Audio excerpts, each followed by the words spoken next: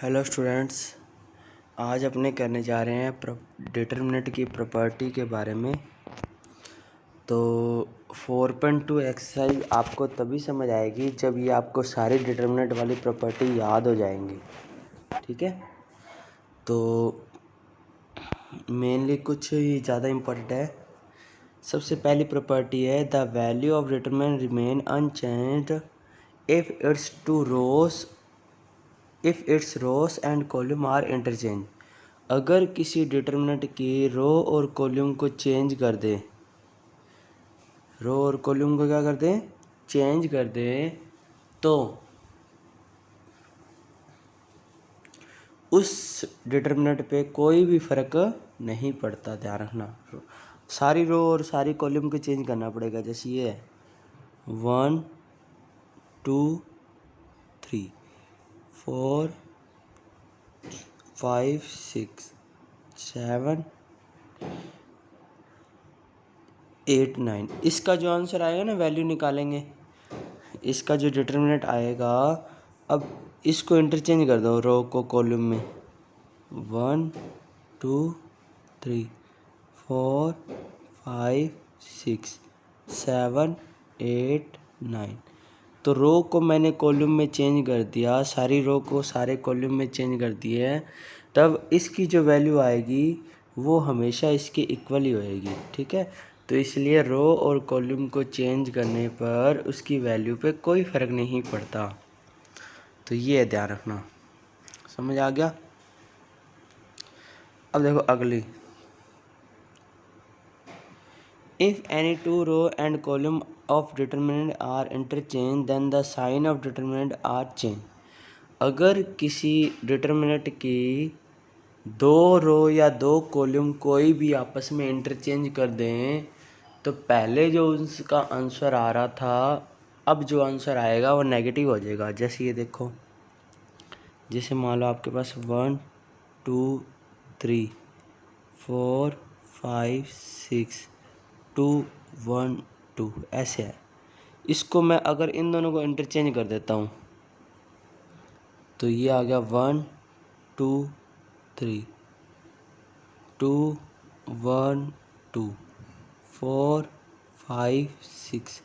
अगर इन दोनों को इंटरचेंज कर देता हूँ तो इसका जो आंसर आएगा, मान लो इसको सॉल्व करने पे आंसर आ गया 80, तो इसको सॉल्व करने पे जो आंसर आएगा वो माइनस का 80 आएगा। ध्यान रखना, ठीक है।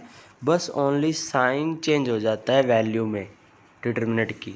अगर कोई भी दो आपस में कन्वर्ट कर देते हो, मान लो आपको इसको कन्वर्ट कर देते हो, इसको भी कन्वर्ट कर सकते हो, है ना, कोई भी कन्वर्ट कर सकते हो। समझ गए यहाँ तक? तो ये सेकंड रूल है। ठीक है, बहुत अच्छे से रूल है, ध्यान रखना।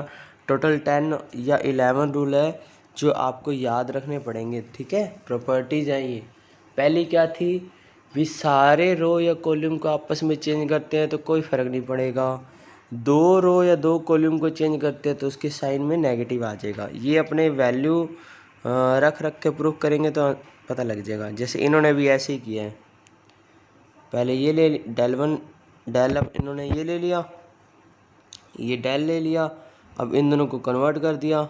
जैसे इन दोनों रो कॉलम को कन्वर्ट कर दिया, फिर दोनों की वैल्यू निकाल ली, डेल की भी निकाल ली और डेल वन की भी निकाल ली। तो निकालने के बाद इन्होंने देखा अब ये एक दूसरे के नेगेटिव आ गए। नेक्स्ट, अगर इफ़ टू और रो और column of a determinant are identical then the value of determinant is zero. अगर किसी भी डिटरमिनेंट के दो रो या दो कॉलम जो हैं वो सेम हैं, क्या है, आइडेंटिकल का मतलब होता है सेम है, तो उस डिटरमिनेंट की जो वैल्यू होती है वो जीरो होती है। जैसे मान लो ये भी है ए बी सी है, ये भी ए बी सी है, और ये मान लो कोई अनदर है, तो इसका जो आंसर आएगा वो जीरो आएगा। जैसे मैं आपको करके दिखाता हूँ, देखो आप अलग से ले लीजिए। जैसे मैंने ये ले लिया, देखो 1 2 3 1 2 3 2 1 2।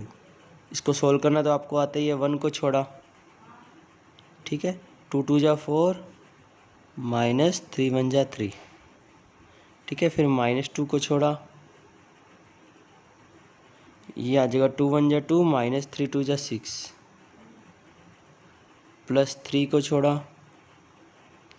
1 1 जा 1 माइनस 2 2 जा 4। ठीक है, अब देखो 4 में से 3 गया 1, 2 में से 4 गया -4 इंटू -2 प्लस का 8, 3 इंटू ये 1 में से 4 गया -3 तो माइनस का 9। तो देखो कट के क्या आ रहा है 0। तो ये हमेशा एक रूल ही होता है, अगर किसी डिटरमिनेंट की 2 रो या कोई भी 2 कॉलम अगर इक्वल है तो उसकी जो वैल्यू आएगी वो हमेशा 0 आएगी स्टूडेंट। ठीक है, क्या आएगी 0। तो ये थर्ड प्रॉपर्टी आपको याद रखनी है। अब देखो fourth property, if each element of a row and column of determinant is multiplied by the same number k, then the value of new determinant is k times the value of original determinant। ये क्या कह रहा है, अगर मान लो आपके पास कोई determinant है, इसके किसी भी रो या कॉलम को आप किसी नंबर से मल्टीप्लाई कर देते हो, के यहाँ पे कोई कांस्टेंट जैसे 1 2 3 4 5, जैसे आप तीसरी रो को के से मल्टीप्लाई कर देते हो। ठीक है, तो जो आंसर आएगा वो इस आंसर का के मल्टीपल होगा। समझ गए, जैसे मान लो ये कोई डिटरमिनेंट है, इसका आंसर आ रहा था 20, क्या आ रहा था 20, और मैंने तीसरी रो को मल्टीप्लाई कर दिया 3 से सारों को, अब इसका आंसर आएगा 60। नेचुरल सी बात है, जिस नंबर से मल्टीप्लाई करेंगे वो 3 नंबर आगे और मल्टीपल ऐड हो जाएंगे। तो ठीक है, तो ये इस तरह से होता है, ध्यान रखना। मैट्रिक्स में अलग होता है, मैट्रिक्स में सारे एलिमेंट को मल्टीप्लाई किया जाता है, बट इसमें सिर्फ एक रो या एक कॉलम को मल्टीप्लाई किया जाता है ताकि वो उसका मल्टीपल हो जाता है। ठीक है, जैसे मान लो मैं आपका एक एग्जांपल लेके समझाऊं,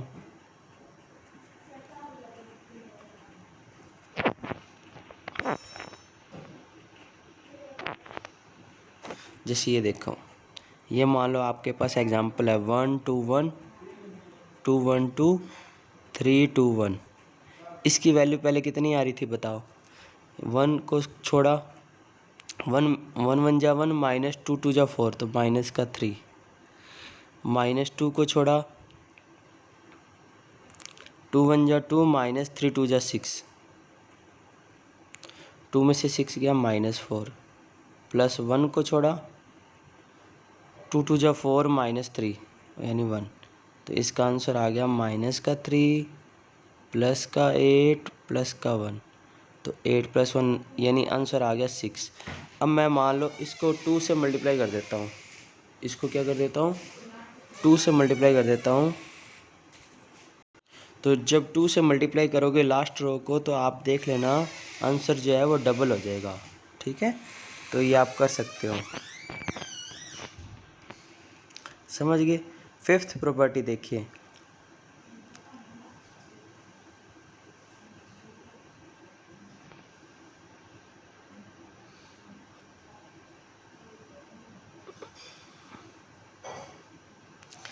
if each element or row or column of determinant consistent of sum of two more terms, then determinant can be expressed as the sum of the two or more determinant whose the rows and column are not alternate।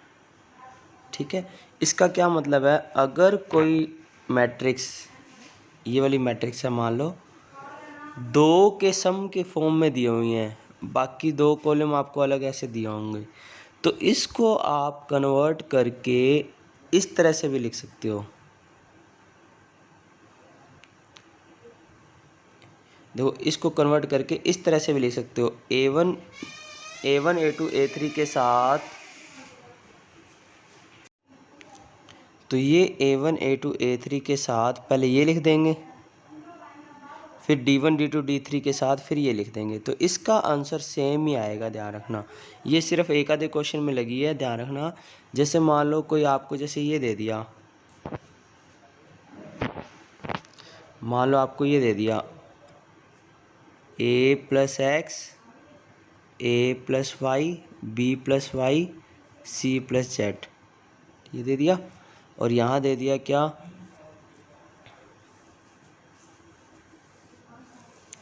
यहाँ आपको दे दिया 1 2 3 यहाँ 2 3 4।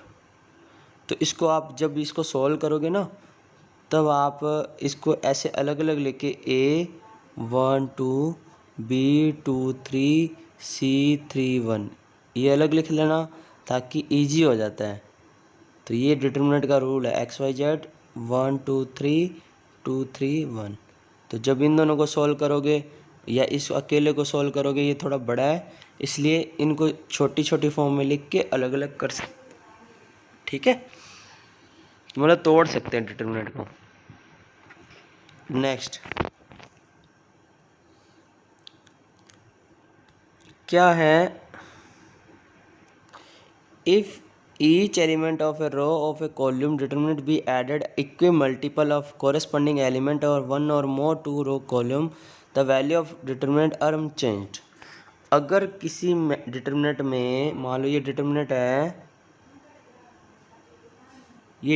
है, अगर मैं किसी भी रो या कॉलम में अनदर उसी के कोरस्पॉन्डिंग, जैसे इसको मैं 5 से मल्टीप्लाई करके इसमें ऐड कर दूं पहली वाली में, तो उसकी वैल्यू पे कोई फ़र्क नहीं पड़ता, यानी आंसर सेम ही आएगा। जैसे चाहे करके देख लो, जैसे मैंने कर दिया ये वाला, जैसे मैंने शुरू वाले कॉलम में मैंने इसको C को K से मल्टीप्लाई करके पहले वाले में ऐड कर दिया। अब देखो ऊपर वाले रूल से अपने इसको ऐसे लिख सकते हैं अलग अलग, A1 A2 A3 B1 B2 B3 C1 C2 C3 अलग लिख दिया, और ये वाला रूल अलग लिख दिया। अब ये तो डेल था शुरू में जो लिया था अपनों ने, इसमें से मैं K कॉमन ले सकता हूँ बाहर, मल्टीप्लाई भी कर सकता हूँ, कॉमन भी ले सकता हूँ। अब ये दो कॉलम सेम आ गए इसलिए इसका आंसर 0 हो जाएगा। तो ये देखो डेल ही आ रहा है, ठीक है। तो ये 4th 5th 6th प्रॉपर्टी अच्छी थी, ध्यान रखना, ठीक है, ये इंपॉर्टेंट है, बस यही है मेन। तो अब देखो आगे, द सम ऑफ द,